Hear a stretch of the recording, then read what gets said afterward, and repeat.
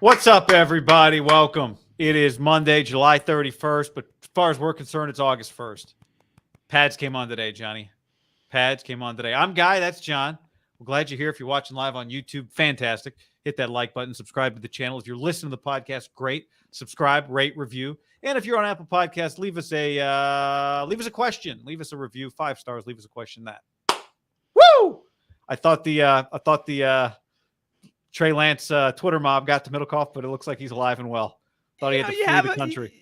People just, you can't have a few Tito's anymore and just fire off a tweet based on inside information from Haberman, who said, some balls were hitting the ground the other day. And I was like, fucking fire off a tweet. Everyone, holy moly, gets their panties in a bunch. Fight. John, I do enjoy training camp fights. I gotta say, long as no one gets hurt, and it's rare. But I think when it breaks out, it kind of just, is that the official start of a training camp? When just I'll be honest with you, man. I didn't think we'd see one. It was like early in today's padded practice. It felt a little early to me, but yeah, that's the official start. I've seen a lot of coaches in their press conference establishing we had a mandate, a fight, you're out. Like you swing, you're out. We send you home, kind of like you leave, and we end your time on that day. Obviously, Andy Reid, when Travis just hit the guy. It wasn't like that crazy. Just his whole thing is this is not realistic because you can't swing on a guy in a game and just like, oh, next play, like you get tossed, right? It happens. What do you think? A handful of times over the year in the NFL? Yeah, a couple times. Happens more in the NFL, I'd say, than college. Right. Speaking of which, Sean, Cleat Blakeman was at Niners practice today. Was he like working the sidelines? I mean, kind of. Like they got like referees from all over the earth out there working the sidelines, working on their point, thumbs up, flag throw, get back. They're all working on that shit. Cleat Blakeman, like a legit NFL referee, was out there running around. Michael Shanahan still around? You see him? Didn't see Mike. He's been out there a lot in shorts, slide on deal sleds, and a brown leather jacket. He might have been there today. Have you ever seen a guy go to a training camp in, what was it, 85, 90 degrees not today? Quite that hot, but it was warm. Yeah, 80, 82, I mean, where 84. like the lowers ready for like the country club cocktail hour, uppers could be in New York in the winter. It's a weird kind of curveball he works with. Coaches wear long sleeves, but leather usually is not the pick. Yeah, I saw Mike and Ed McCaffrey. There's a lot of like mid 90s, early 2000s Denver Bronco thing going. Mm-hmm. It's weird. Like Lynch kind of claims that. I don't. When I think of John Lynch, close my eyes. Like I'd say the Denver Broncos of his football resume feel like well behind the 49ers as a GM now, right? Yeah, and Buccaneers as a player is number one. I'd go Buccaneers player number one, Niners GM. And then I think we could argue. I mean, he was a major broadcaster for a while doing playoff games. I just don't think his Denver Bronco run. Did he win a ring with the Broncos? Crazy. No, I mean they weren't even. He won. I didn't even know how he wasn't good on the Elway championship team. No, he was on the Buccaneers championship. He came in like to the Broncos probably like 04, 05. Yeah, the Niner GM. I mean, he's probably been the Niner. I mean, he's definitely been the Niner GM longer than he played for Denver. Did you say that? Have you worked with Jake Plummer ever? I've never worked with Jake Plummer. No. I think he might have been the quarterback. Maybe it was Greasy, but I think it was kind of that Bronco era. Yeah. You mentioned you had 2 Tito's, John, and fired off a tweet. Let's welcome back football season. Tito's handmade vodka, a sponsor of the show. Forget about fights. Tito's is when you know it's football season here on Haberman and Middlecoff. We both got the helmets out. And remember, as you're drinking your Tito's and whatever, send us pictures, send us DMs. Tito's loves seeing that. We appreciate the support. When you sidle up to the bar, John, not much better order than a Tito's or just Tito's, period. There's nothing like, can I get a martini? Or not a martini, espresso martini with Tito's. Like everything is Tito's based. Tito's and soda is obviously always the go-to. I was Chase Field, which I've never been to an event beside a concert there, is not built for big-time concerts. It gets overwhelmed. Well, there was a cocktail line probably from the Chase Concourse to New Mexico. I waited. because I was like, I need a vodka soda. When I got there, I realized they did not have. I refuse to say because it is not just second tier; it's like fourth tier. If Tito's is on the first tier, there's nothing even up there with them. And I just said, like, I can't. I left and I just got a beer because I couldn't drink. I don't want a margarita. I cannot drink that. I can't even imagine drinking another vodka, to be honest with you. I was walking through the new Hilton Resorts World in Vegas a couple of weeks ago, walking just off the casino. Then I'm walking by a bunch of restaurants, and they have a street vendor, except it's inside in just like a little table, the kind you'd see at a baseball game, with like a table and like an overhang, and they're just selling Tito's. You can just, as you're walking by, you just walk up, let me get a Tito's and soda. That's all it was. So Tito's, crafted, be savored responsibly. Great to have Tito's back on the show. We appreciate their support. We love them, and we know you do too. What do you think? More of a Golden Knights town or more of an Aces town? Felt like an NBA Summer League town, honestly, is what it mostly felt like to me. Oh yeah, that was Victor Wembanyama. That's what it felt like to me. Pads came on today, John. What do you think? Do you want, for those of you watching Middlekauff, do you want some B-roll as I tell you about the quarterbacks today? Yeah, I mean, we're a multi-purpose show, so yeah. I mean, all right. If you listen to this is some quarterbacks. Do you want me to run you down some quarterbacks, just the basic quarterbacks, good and bad from today? And I'll tell you, I got the board here.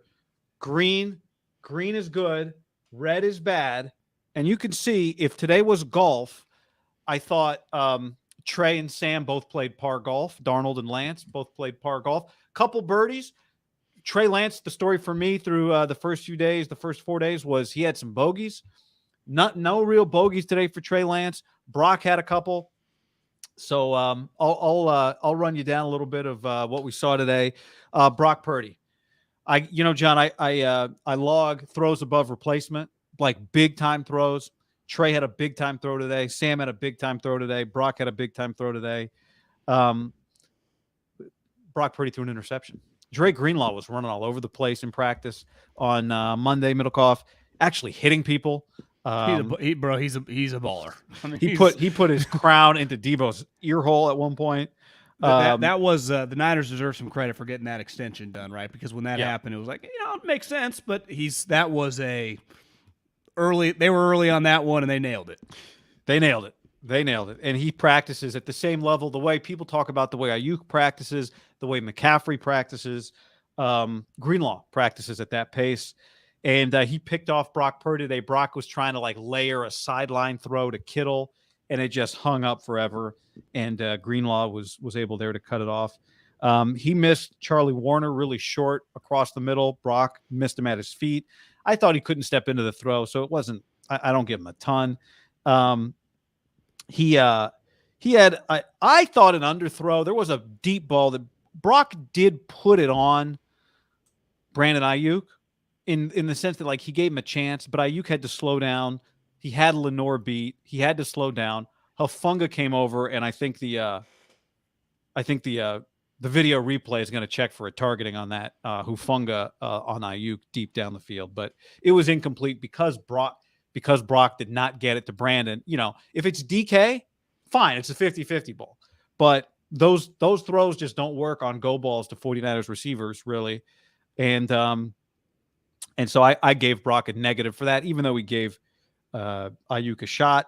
And then Brock, let me be very clear, Brock's fine, everything's cool. But if this had been live, he would have been cut in half by Tayshaun Gibson. I don't know. I give Brock a negative for not getting the protection set up and saving his own life, because Tayshaun Gibson would have cut him in half. You probably missed this, but because you're working. For those of us that just been at the office today, we just roaming the internet. Sando came out with his tiers, and it's actually visually a little different than he's done it in the past, where it's just paragraphs after paragraphs. It's kind of more, I would say, Bleacher Report-y, where it's just the rankings kind of, and you got to click on something to read the meat of it. And Purdy was the first quarterback in Tier 4.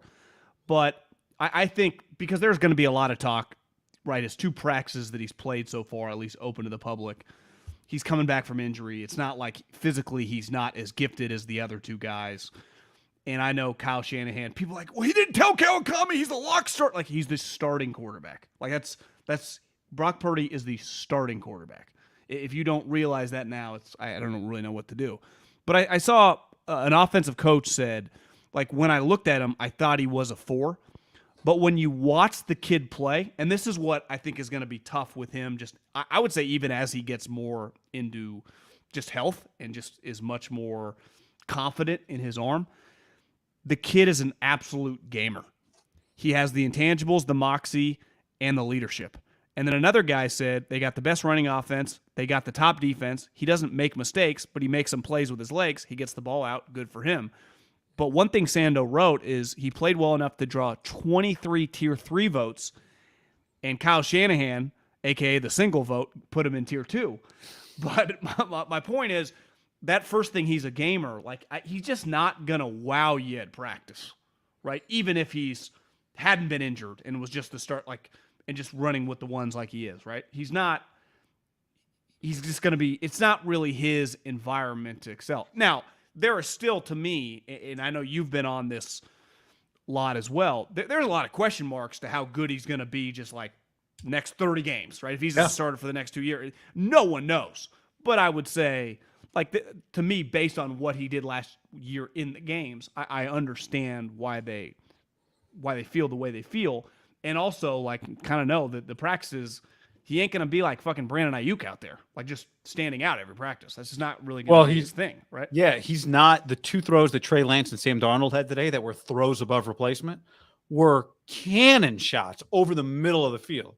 This team never hits a go ball. It doesn't matter. They could change quarterbacks. Nobody hits a sideline throw. But my God, they rocket the ball over the middle of the field. And Trey had a gorgeous ball to Ray today that was a low bullet. That was a really nice catch. And Darnold had one to Ray as well. But, one of those might have been Ayuk. I had him on Ray both. Just Ray snap him out of the air. But they were just big league, big time. Part of the throw being really good, beyond it just being on target, was how hard it was thrown with accuracy.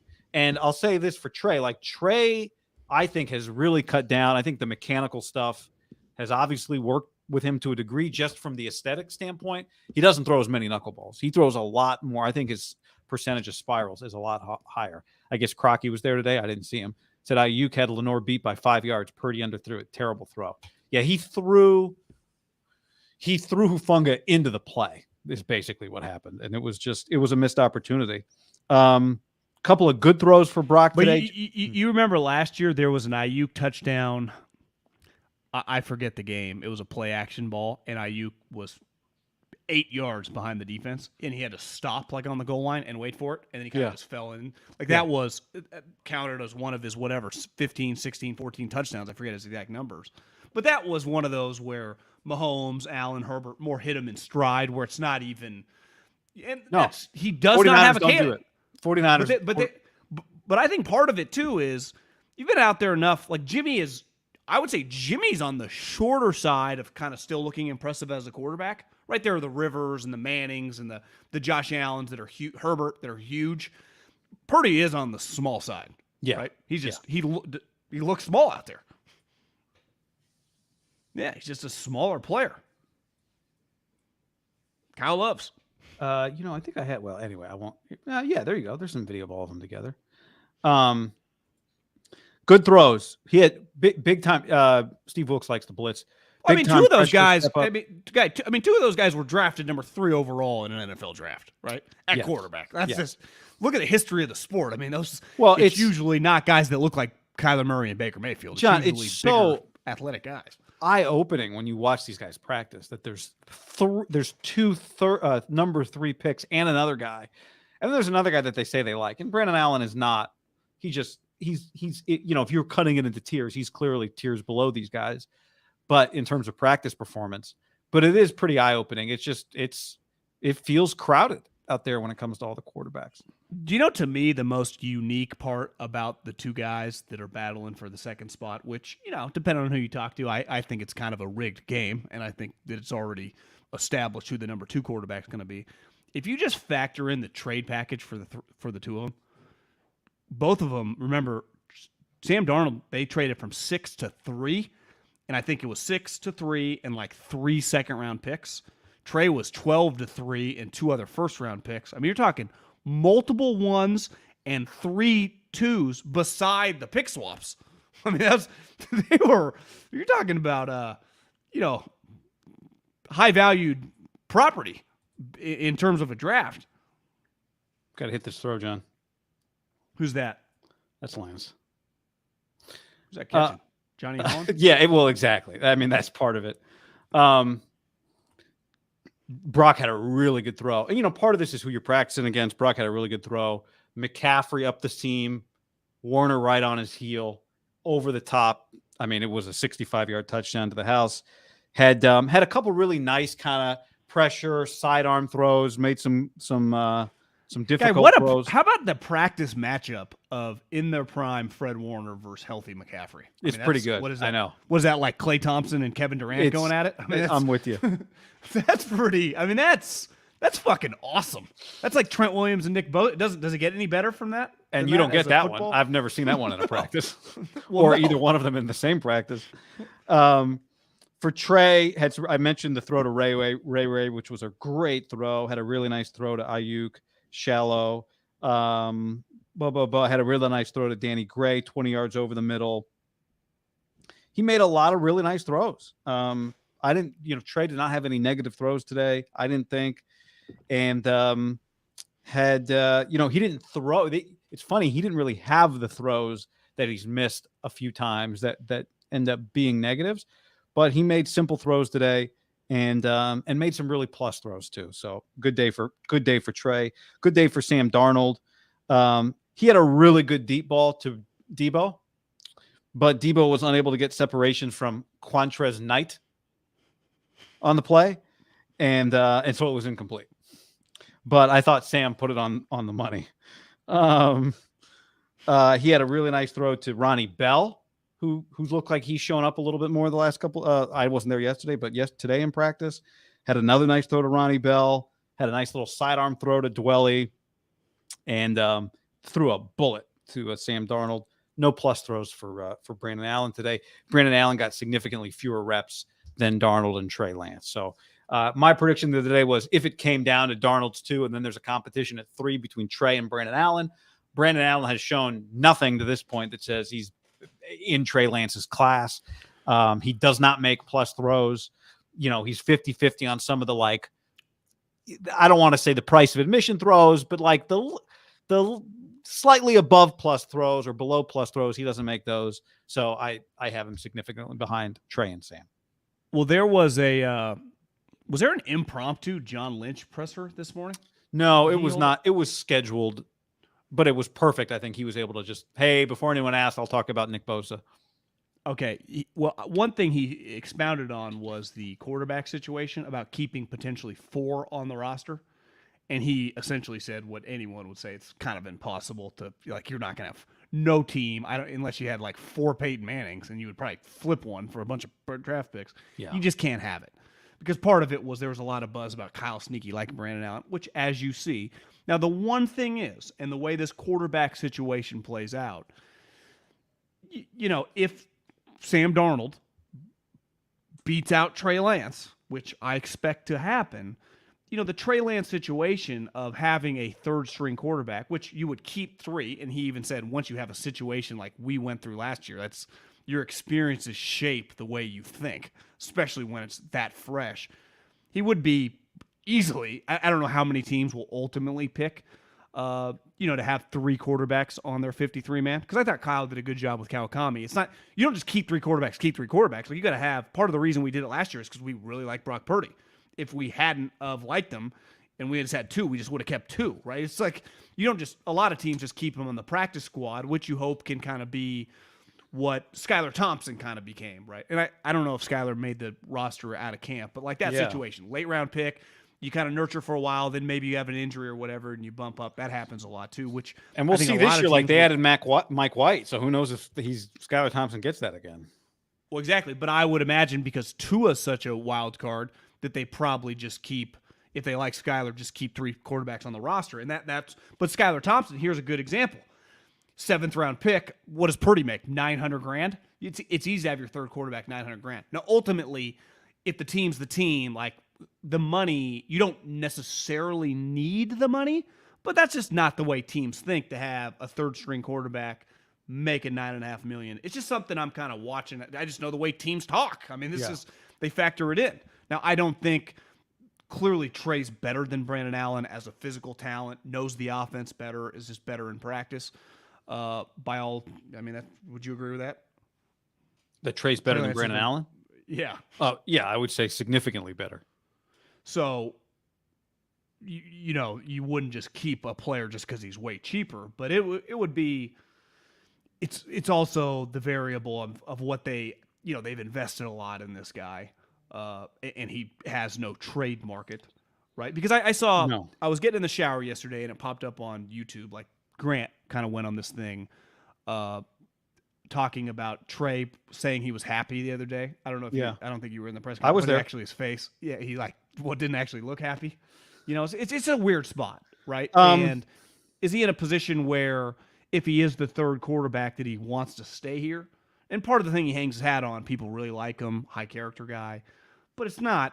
It's typically he's like, can you give me an opportunity somewhere else? Now there's the opportunity somewhere else. I mean, we got a lot of steps to go. You still got preseason games, but this is a pretty big question mark if Sam Darnold's the number 2, what they do at number 3 with a guy making a lot of money. That's just not how the business works, right? I do think if you're Trey, it's kind of risky. I mean, I don't know that you want necessarily to go somewhere else if you feel like you're close and you've seen the way it's played out here the last few years and you know this offense and you have improved. Like, I do think Trey looks better. He has improved. The guys are on this team. Like, I think sometimes you can push your way out too quickly when the opportunity still might open itself up here. And if he's the number 3 quarterback, if that's what happens, certainly if he's the number 2 quarterback, then there's definitely an opportunity. But even if he's the number 3 quarterback, like Sam Darnold's making a lot of really good throws. Sam Darnold has 50 plus games of NFL tape to tell me if Sam Darnold's going to get 17 starts, like he's probably not getting 17 starts. You know what I mean? So he's looked good here. Even if he's the number 2 guy, Brock, there's just, I think, there's so many variables. A storied history of injured quarterbacks, John. That's what the 49ers have developed recently. So I wouldn't be in a rush out if I were Trey, even if I'm in that spot. And I will say, like, I just watching them, because I had a few people say that to me, like, God, did Trey look mad or sad or upset or whatever in that press conference? And Larry at Kruger asked me that. And I was like, first of all, I'm not going to pretend like for you. And I think you agree, like watching a guy in person is different than watching him on Zoom or watching, just the recording or even the YouTube press conference. And I'm not going to pretend like I haven't been in 2 years of Trey Lance in-person press conferences to really pick up on every little visual cue. I think when I watch them practice, him and the other 2 guys are pretty, like Trey's pretty engaged. Trey doesn't carry himself like a moper. And, he says he's not. So I don't, I think he gets down. Again, I'm not saying moping or anything. I just think once you come to grips with what kind of the talk on the outside was kind of true, that when they signed Sam Darnold, they signed him for a reason, right? I think that's pretty clear. They really like the guy. Also, there's just a basic element of the business of the sport. They got a good deal. A guy that was available. He was like, available, I think sometimes it's that. But he only cost. Shanahan. But also, is Sam Darnold on the team if his going rate was $10 million? No. I mean, the rate equaled his. But I also think maybe he took a little less for the opportunity, right? You saw Baker Mayfield he wanted to be here. Yep. But why do you want to be here? I think it's fair to say things he was told. That's why my issue with all this back and forth over, like, should Sean Payton be talking? The way coaches actually talk off camera to players they're recruiting, to their own players behind closed doors, to other coaches, to other media members, you're not allowed to say this, is a lot different. If that all got out, all hell would break loose on the internet, right? I know. I just thought Shanahan to Lynch to you name it. I just thought it was funny that Sean Payton said, "Sorry, I was wearing my Fox hat." When I don't remember him saying that on. He could have said that on Fox. He didn't. That would have been the best thing he could have said. Yeah, I don't remember Sean Payton making too many waves about like talking shit about other people on Fox. No. So I thought that was a little bit of a cop out, but I agree. I mean, you've been in these camps, like, this is why one thing I've learned over the years. All you're talking about in a football office, in a football room, coaches, media when if you know the guy well, is the guy good or bad? What do you think about the player? Is he positive or negative? It's not like it's just a lot of at the time what they think about the player or maybe a coach. I mean, it's very that's just the nature of the conversation. But right? but sports, history is filled with guys that changed. It's fluid. Exactly. Yeah. History is filled with guys that came back better and changed the coach's opinion about them. Every year we talk about Debo's evolution. Today, John Lynch was asked, how's Debo look? He's like, well, the first thing is Kyle tells guys the truth. In other words, he read Debo the riot act and told Debo, you better get it together. You are not fulfilling your potential. So, I think we paid you a lot of money for more. And we paid you a lot of money, yeah. And I think a lot of times with Shanahan, for as complicated as everything always, sometimes it's really simple with Kyle. Who does he like, and why does he like them? And it's the simple throws that makes him like guys. And I think the simple answer here with Sam and Trey, for me, the simple answer with Trey is Sam is impressing him. I think he wants to see Sam Darnold look good. I don't think Trey Lance is out of the race yet. I don't. Because if you just watch them, you go, he's got a shot. He is right there. Now, Sam had multiple days where I thought he was better. Today, Trey was good again. So, and I think Trey gets mental toughness points for being in this situation and handling it well. Yeah, that's part of the price of admission for the position. That's right. Sam went through it. We've seen it with Alex. You go through it. It's tough. It's why I listened to a podcast. I think we talked about this with Troy Aikman about the cold showers. But he also talked about early in his career when it was going really shitty. Mm-hmm. He's someone looked at him and said and he was everyone's ripping me. I think I suck. It's it comes with the dinner. It's just part of what I signed up. It's just what the position, me and the coach. Yeah. Because ultimately, if Dre Greenlaw is blowing stuff, or even Fred Warner, remember had a bad stretch a couple years ago. That's right. Had a bad year, half a year. Yeah, Trent Williams has a game where he jumps off sides a couple. No one. It's never going to be the headline. It's always the coach, the play callers, and the quarterback. That's just where we start. And it's been like that. And you've been talking about football before me, but it feels like that's the go-to: the play callers and the quarterback play, and then you kind of dive in from there. But that's where you start. Right? Yeah. This is the nature. It's why NFL coaches, college coaches make a shitload of money, and obviously quarterbacks, we saw what Herbert got. But if one of these guys with the 49ers were to go on and resurrect his career, or Purdy, there's a lot of money at the end of the road. Hell, Trey Lance, when people thought he was going to be a franchise quarterback, and who knows, maybe he still can be, the $30 million that he got being the third overall pick ultimately would have been pennies if he transcended to where they hoped he would go, right? Yeah. Yep. A couple of things to hit. Let me just rattle you off a couple other things today. There was a fight today. Mentioned that. Don't know who started it. Maybe somebody else saw it from their angle. Big crowd. At the end of it, though, Juwan Jennings was told to take off his pads and sit on the side.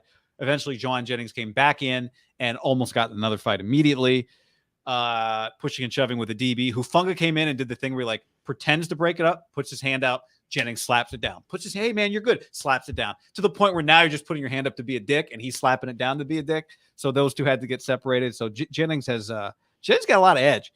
Danny Gray, twice today, thought he was open. The ball didn't go to him deep down the field, and came back with a little bit of histrionics, doing the man, letting everybody know that he thought he was open, that type of thing, which I don't know. I don't know that I love that, but Danny Gray does everything else right. And I turned to Kawakami and I said, I think the move for Shanahan right now on Danny Gray is just, I know he's here to catch, deep balls, but just throw him some 8-yard balls just to kind of get it going a little bit, because you're trying to hit a home run with him all the time. And if you don't get him the ball, he's getting frustrated. So is Danny Gray destined to be on the Bills or the Chiefs?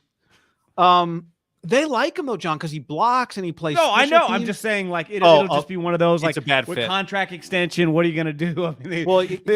Danny's their operation is. Let's pick a team that has a quarterback that throws the ball down the field. Let's try that. Yeah.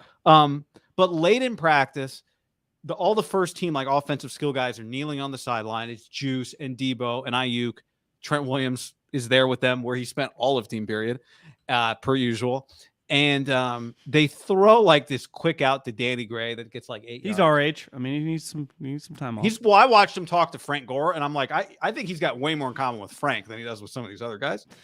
And they get the ball to Danny Gray on like this quick throw, and it's nothing special. All those guys started like hooting and hollering, like Juice and Debo and Ayuk, and like cheering on Danny Gray, which does not happen for a 7-yard completion. So I think there's something going on there. Those guys know that probably Danny needs a little encouragement, and they were giving it to him. So I thought that was good. I thought that was impressive by those guys. Jake Moody today, John, 3 of 3, 38, 48, 55. No problems there. Next time you see Frank, you just got to be like, top 5 running backs in this upcoming class, go. You know, he's a scout now. I mean, yeah, that's his thing. We gotta get takes. Mooney Who's your favorite guard in the Pac-12? Mooney Ward. Drake Jackson had a strip sack of Brock Purdy. Scary. Blindside, chopped down, got the ball out. I don't know if you should be allowed to do that, but I don't know. You're not going to like this, but maybe you will. You know who flashes a lot? I was kind of like, okay, rolling my eyes the first 4 days when everybody was saying it. And then today he's just he looks different running around. Now the real test will be, can he hold his ground and make a tackle on a run play? But 99 does look different. I got to admit he does. Kinlaw. Oh, Javon. I thought I was like Cleveland Farrell. Oh, no, that's 94. Do you notice him flying around? I wouldn't. I mean, sure. Yeah. I just think the thing with Kinlaw, and it goes back to last year when he snapped at Grant, no one ever that has been around the 49ers who have seen you like right up close and personal went, I wouldn't want that guy on my squad. You can't walk by him.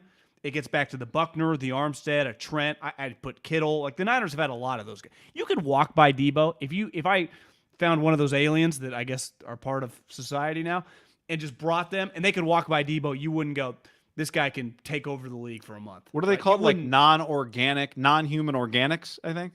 Yeah, I mean, what color are they? Like, are they green? Do they have legs? Like, I'm fascinated. I want more information. But that alien could walk by Debo and Ayuk and go, they wouldn't notice. You cannot walk by Javon Kinlaw. He's better looking, I would say, than most of their offensive linemen, right? That was never the question mark. It's just his knee, and this gets back to the draft stuff, is people just thought he had a degenerate knee, and that is just shown to be always kind of knocks him out. And even by the end of last year when, in that game when Kelsey and those guys were throwing him around like a rag doll, I don't even act like he's just some scrub. Like he never plays. So it's like he's losing weight. It wasn't part of it. Is he slimmer now? He is slimmer, yeah.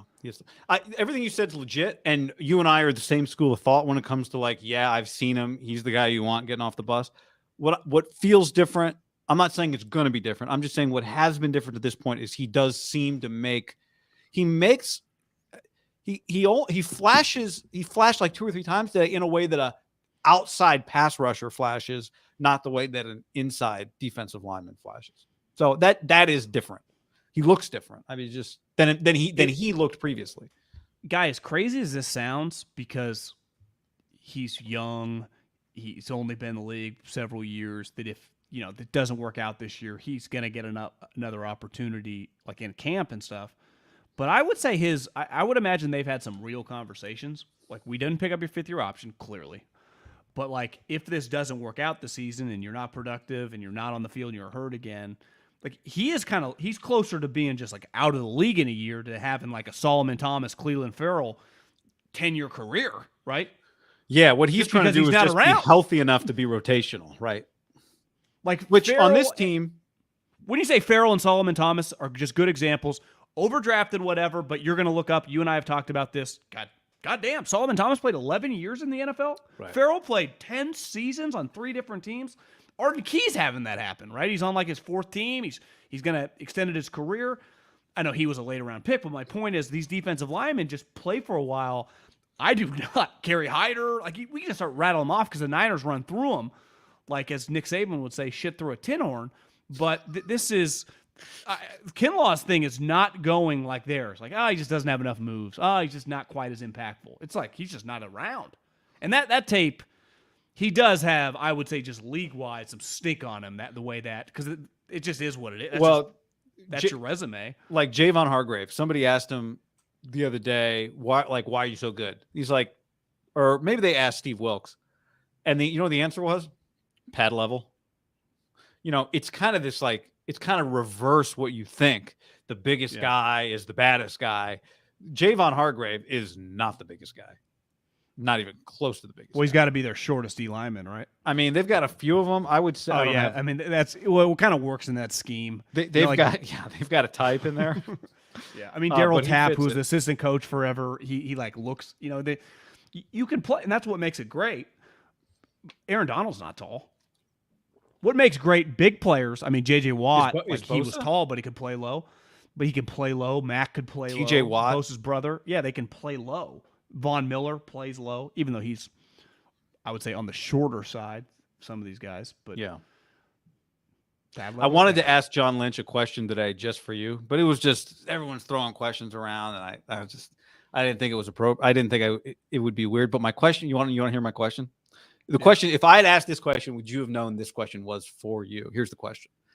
John, I don't know if you've noticed the fires down in the Mojave, but they've started to burn into Clark County, just shy of Las Vegas.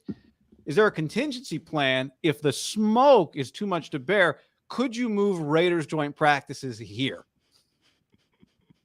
Something to watch for.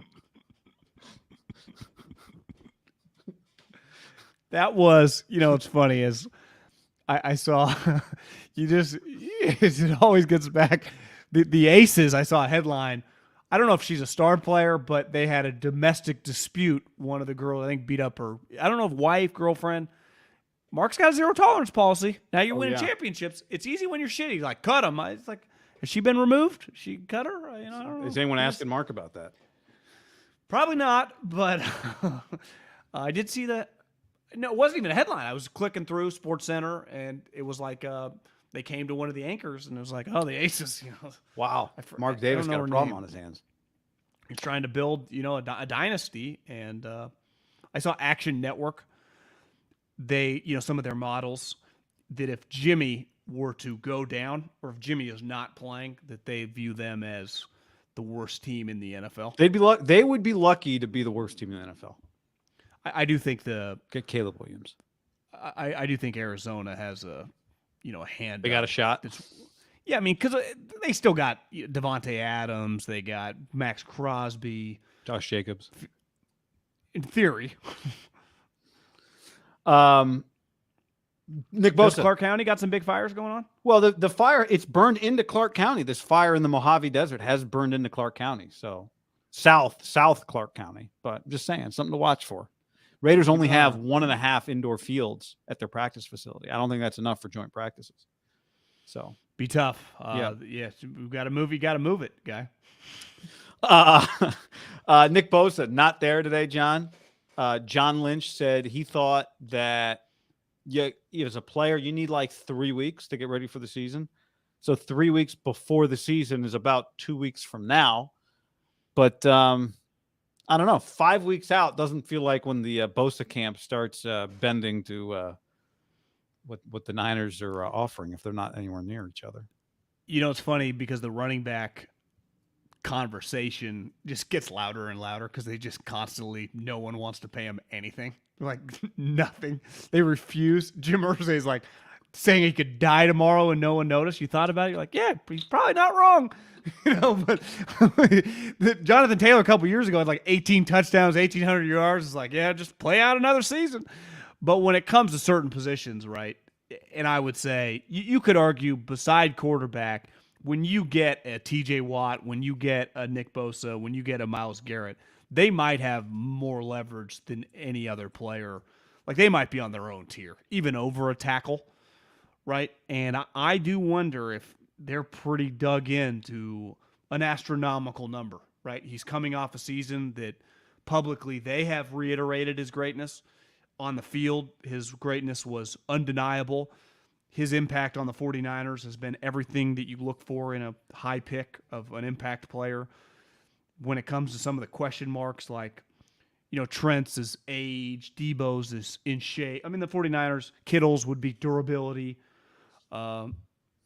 This is he's just been on the field. He's been elite, right? Basically immediately.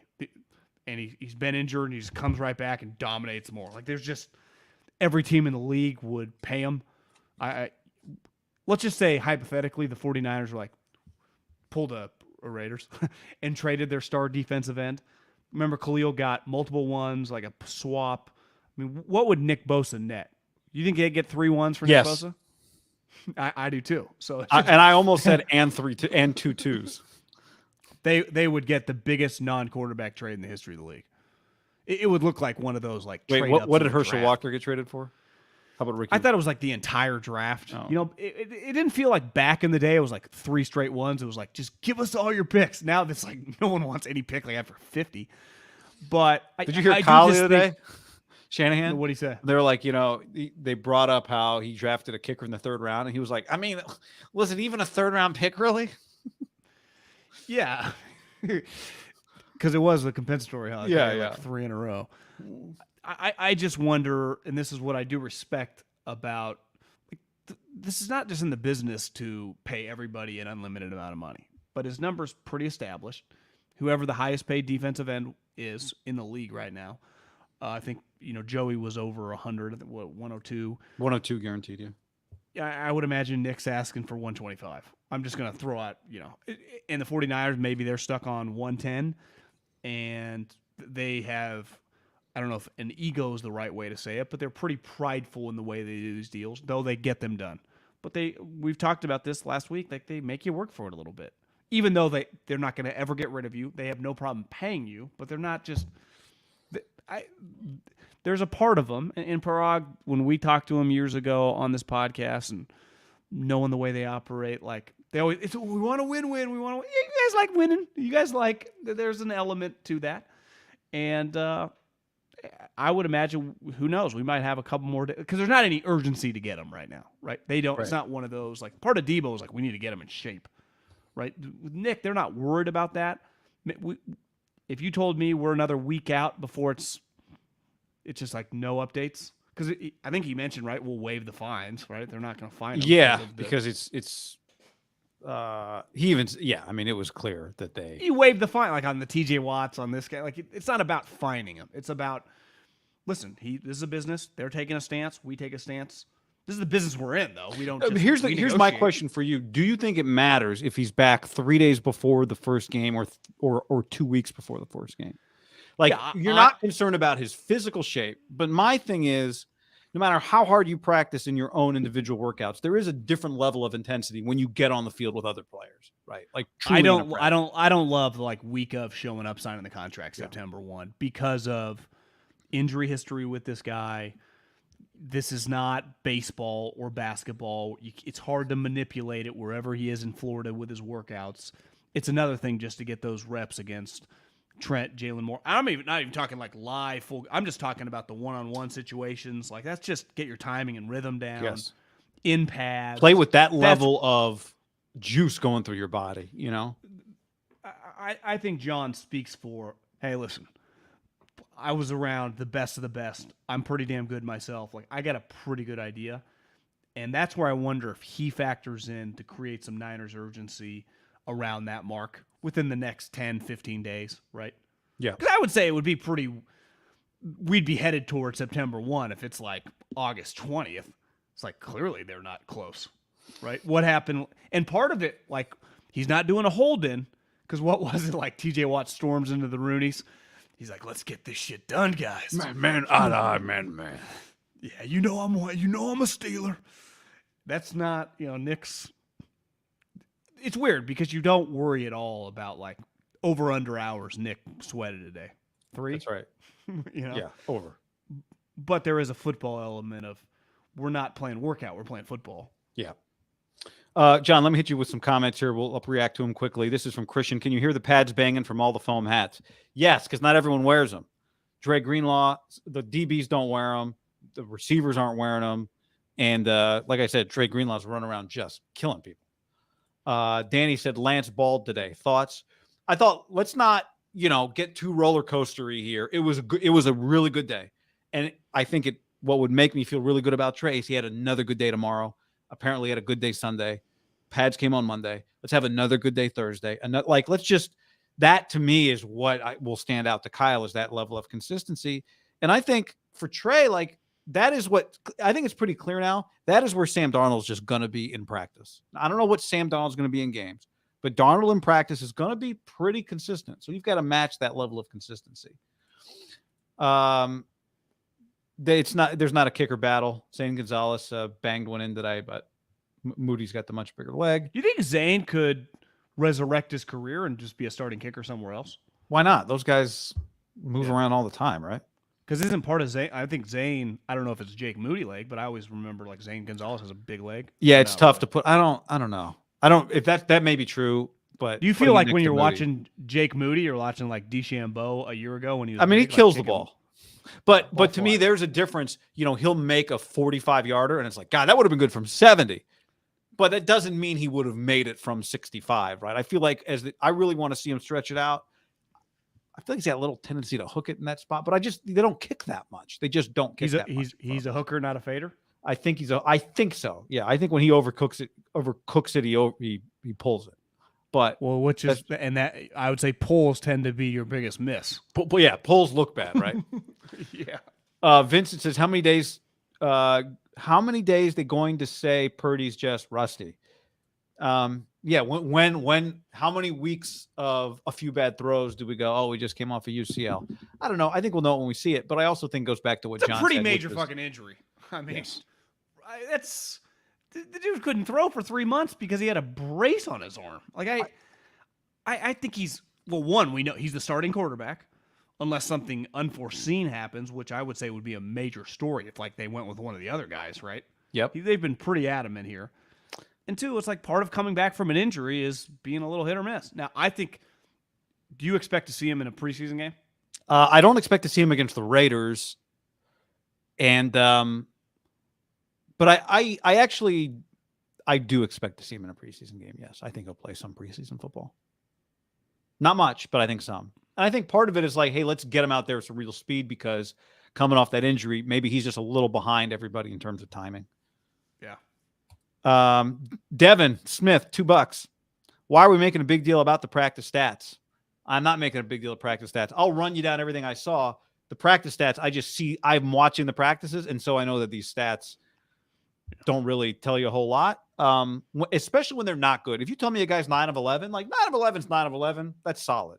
When I see like 2 of 5, doesn't mean a whole lot to me. Did you see the clip on Anthony Richardson where he was rolling to his left and threw like 80 yards? No. Well, he rolled to his left, threw 80 yards. Well, on the tweet from the reporter, it said, well, he was sacked first. It was one of those. Like, yeah, remember that happened last year with Trey. Yeah, but the pass was so sweet because he's going across his body down the sideline. But it was like, I don't know who I heard say it, but like, I respect that they put in the parentheses, was sacked. You know, usually just get the thing because you know it's going viral, especially with like a guy like that. It's like, holy what do we got here? You know, offensive head coach, I'll give him credit. That's the hard part. Was there a moment I saw a Cone say that at maybe one of the last plays of practice, Cleveland Farrell hit Brock in his arm? That might have been the Drake Jackson strip sack. Maybe it was Cleveland. I was standing further back, but it was hard to tell because when the pocket collapses on Brock, he just disappears. Yeah. I do think that so maybe it was Cleveland, not Drake, that got him. It's the weird part of practice, right? It's just there is no like final ending. The quarterbacks are able to continue stuff when it's like, is this really going on? I saw some stats too. It was like, he had like let him on a field goal drive. It's like, yeah, I mean, they had a 4th and 17 that I don't think they picked up, but okay. Actually, Trey made a really nice throw on that 4th and long. Did they start on first down and they just like moved the ball? Yeah, I mean, it's like 3rd and 8s and it's, I mean, doesn't. David says McCaffrey elevated the offense. It is pretty eye-opening, John, to just watch them play, and then there's Christian McCaffrey. Like, they just got Christian McCaffrey in the middle of last season for some picks. It's pretty crazy. Yeah. I mean, it's he is. I mean, this. We all watched it, but like when you hear 14 touchdowns as a 49er, that's what McCaffrey had through the playoffs. Yeah, I mean, it was it was one of those. I do think it was fair because my initial reaction was like running back, injured, makes a lot of money. Like, this is pretty Same. clearly you paid a lot because you didn't want him to go to the Rams. But holy shit, I mean, it's just part of it, like, he's under contract, so you don't need to do the payment. But are they like a year or two away from, if he is just like a historic player, from what he's going to want some money? And then you're going to be part of the conversation. But if he's so good, what do you do? And I know. I'll tell you what they do. It's like Kyle's see a Debo, or it's going to be one of those guys. Is Ayuk still here by then? I mean, he's looked incredible too. So this is. Do you know the thing with the NFL? And I'm going to call it the Amari Cooper rule, because you and I saw the beginning of Amari Cooper where it looked like the sky was the limit. Haberman thought he was the next Jerry Rice, and it was hard not to think that, right? He was just, and he's had an incredible career relative to like 90% of NFL wide receivers, 95% of NFL. You look every year, he's consistently catches, one of the best yards. Yeah. He's just a solid player, but he's kind of in that weird spot, right, where it's like you're never going to get him for a discount. You're not going to be like, God, I got Amari Cooper for $11 million in his prime. So you're paying him enough. It's usually somewhere between like 18 and 22 million, where he's essentially your number one wide receiver. You can't really sign another guy like on his level or better than him, but he's your guy. But he's not quite good enough where you're like, we got Devontae Adams or Tyreek Hill in our squad. Yep. And that's to me, and you and I have talked about this, one of the easiest guys to root for on the 49ers is Brandon Ayuk. He's a fucking stud. You want him on your team. We've seen him in big games. He's a badass.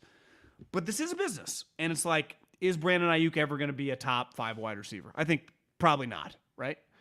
But is he like a top 15 guy? Especially if he's on this team. Potentially. He's not. You can't. Exactly. He's not going to be a top 5 receiver if he stays on this team.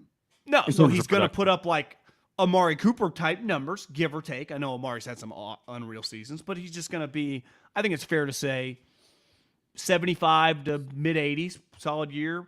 On a good year, get you 8 to 10 touchdowns, best case scenario. But be a very, very important player on a dominant, team. But like, what do you pay for that, right? Especially when you're already paying a guy a shitload of money. It's kind of that Amari Cooper land, which is the Bengals are about to enter it whenever they decide what to do with like T. Higgins and Jamar Chase. You keep Jamar Chase, right, who is going to cost elite money like Justin Jefferson, but can you have T. Higgins at like $19 million a year, who's good, right? It's just in a weird spot where usually you got to kind of cycle it, right? And the 49ers also have like a $15 million tight end and a $13 million running back. It's just, they got a lot moving on. That I want Brandon Ayuk to stay a 49er. But I do understand like the complications of this offseason. They can say whatever they want.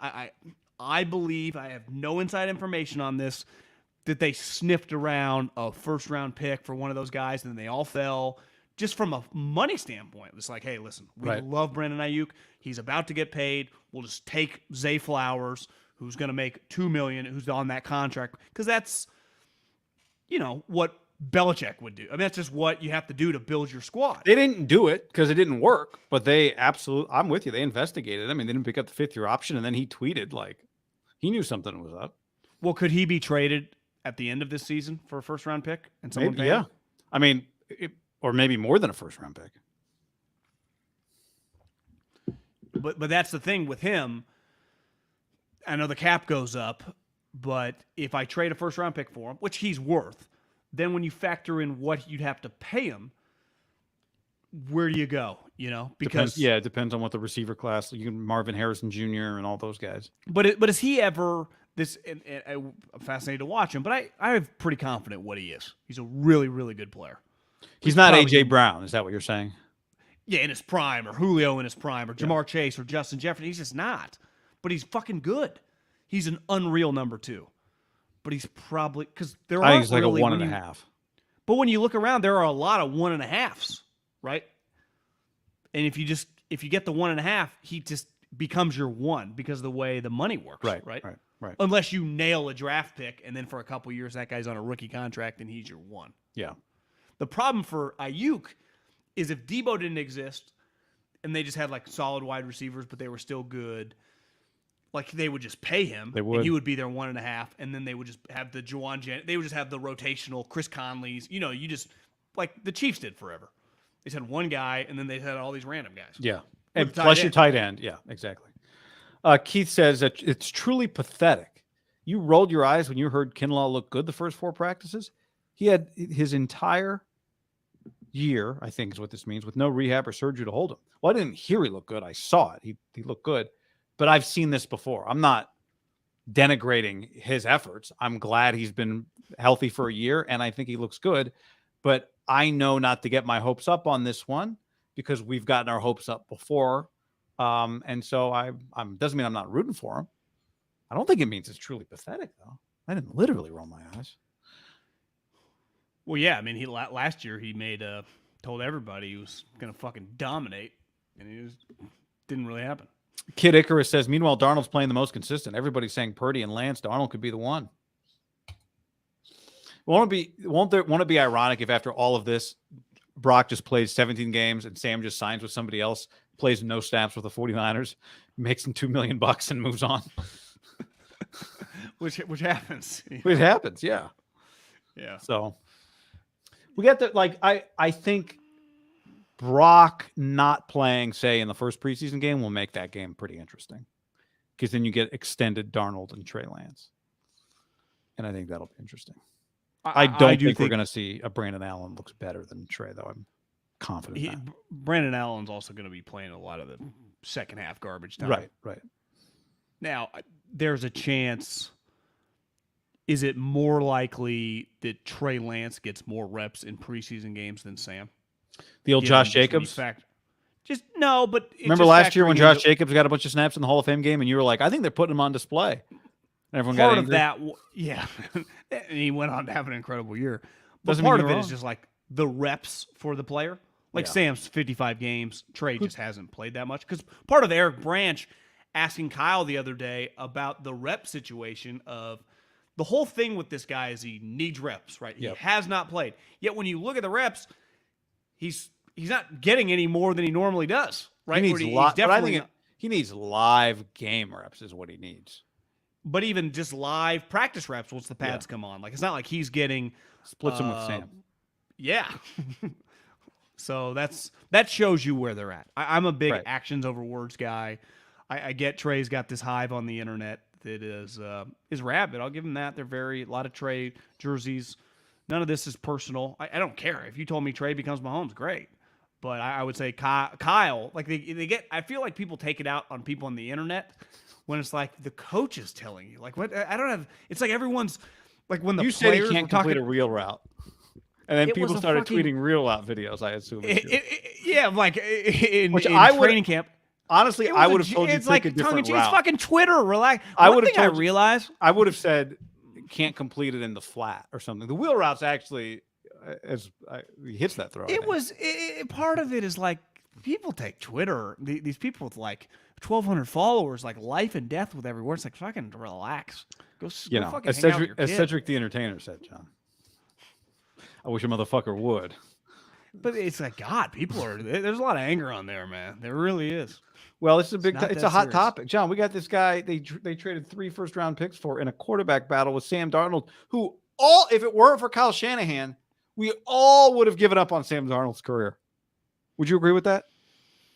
If you said Sam Darnold finished last year with the Panthers, he just signed with the Dolphins or the Jets or pick a team, the Rams, none of us would be here talking about how Sam Darnold looked in camp. Not one of us.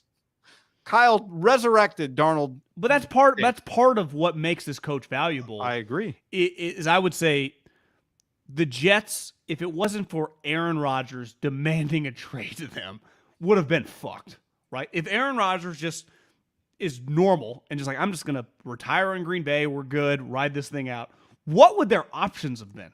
They would have been screwed, right?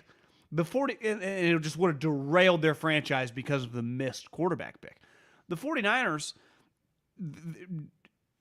put way more into it because of what they traded for it. Now, it's not apples to apples, but when you actually look at like, this was Tyreek Hill trade, what it netted all these other players, on the actual pick, it's like, it's kind of crazy to look at. The guy's only played 4 games. He's been injured. When he has played, it hasn't been great. Then it's like, whatever, the last 2 years, NFC Championship game, right? With a lead 2 years ago, and last year it felt like they had a very good chance till a guy's elbow falls off, Right. which is the coach's fault. And they were going to. And I got a lot of like, Middlekauff, you're just a Kyle bootlicker. I don't give a shit. This guy's proven enough now. 6 playoff games, 6 playoff wins in 4 years that like, I just judge him by his actions and I know who he likes and I know that he can win when he likes the guy. I mean, it's just that's simple. Now, we're not always going to agree that Nick Mullins and CJ like obviously have a cap, but I think Kyle thinks that he can win 11, 12 games with Sam Darnold. Yeah, he found Nick Mullins' floor. Like the floor is high. You know, the floor is high. I'm with rattle off a bunch of wins with Brock Purdy, Mr. Irrelevant. And plans on starting him again. That's fucking insane. And we don't yet know how history is going to remember that. Was that the birth of the 49ers' next franchise quarterback? Or was that, do you remember that time that they won all those I thought they were out of the playoffs, guy. I said they were out of the playoffs. They were going to miss the playoffs. Because my logic was, you cannot just keep winning games. You're going to lose everything with Mr. Irrelevant. And I just based it off the history of the sport. We should have done that over the summer, revisited the show after Jimmy got hurt. Like that post game, what our takes were. Well, remember they won. Yeah. Right? But it was still like, you got no chance. And it's not like we were even that bullish on their like Super Bowl with Jimmy. He had his flaws. Yeah. All right. Another padded practice on Tuesday. We'll have more coverage, more reaction to that. Tito's Handmade Vodka. Great to have you back for football season. Don't forget to savor, enjoy responsibly. And thanks for hanging, everybody. Hit that like button on the way out the door. Later. Adios.